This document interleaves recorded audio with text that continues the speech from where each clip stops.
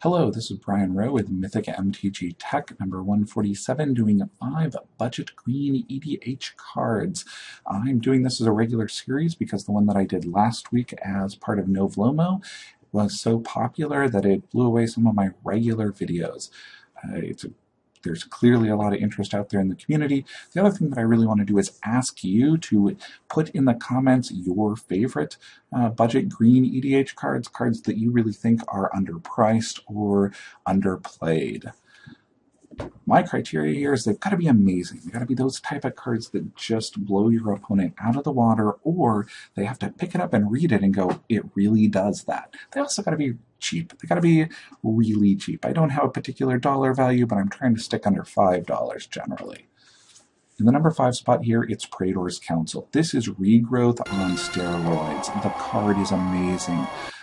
I have played this so many times, picked up a graveyard of 30 cards, and just been able to dominate the game from there on out. It's better than any blue draw card out there. Okay, maybe I'm exaggerating. Enter the Infinite is crazy, but we're in that same category, but not in blue, in green. I really, really like this card. It's in the new Commander decks. It's at $2 currently. It's probably going to drop to $1 because people are going to crack the deck for other cards. Trade for it now. Pick up foils of it long term. It's a great EDH card. Number 4 spot here, I've got Scavenging Ooze. I know, I've talked about Scavenging Ooze in the past. It's crazy cheap right now. It is a great card. I don't think we'll see it reprinted for a long time. It eats Reanimator. It stops cards like Praetor's Council, and the life gain does matter. One of the only things that I have for advice on this card is play it carefully. If you know that your opponent's got a Reanimator deck, wait until they've got some targets out there to grab. Often if you put it out on the field too early, they have an answer to it and then they're still able to go off.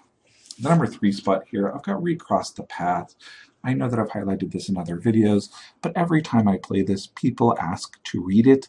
It is incredible ramp. I've gotten 5 or 6 freelance off of it. 2 things to notice. Number 1, you put the land into play untapped. Number 2, it doesn't just work on basic lands. It's the next land you run into.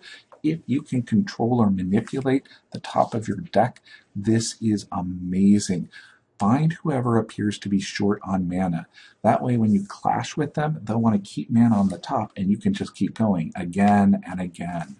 Recross is not $20, it's 20 cents. An incredible deal for a great card.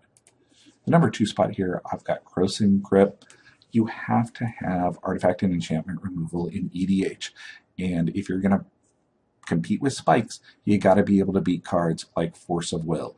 It makes me happy to play a 50-cent card that beats a $100 card. Look at all the split-second cards. Many of them are very good. This is my favorite. The number 1 spot here, I've got Boundless Realms. This is the ramp to beat all ramp. You never have to worry about mana for the rest of the game.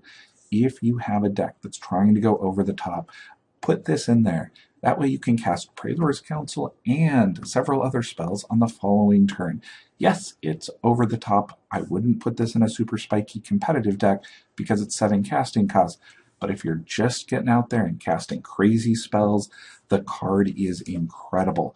Think about it with an Adventure of Zendikar in play. Your creatures get huge. I enjoy this card a lot. It's only $1.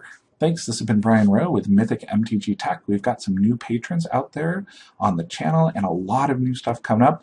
The newest patron on here is Sometimes I Eat Oreos over on MTGO. We've got a huge amount of videos coming up the rest of this month. Thank you guys all. Take care.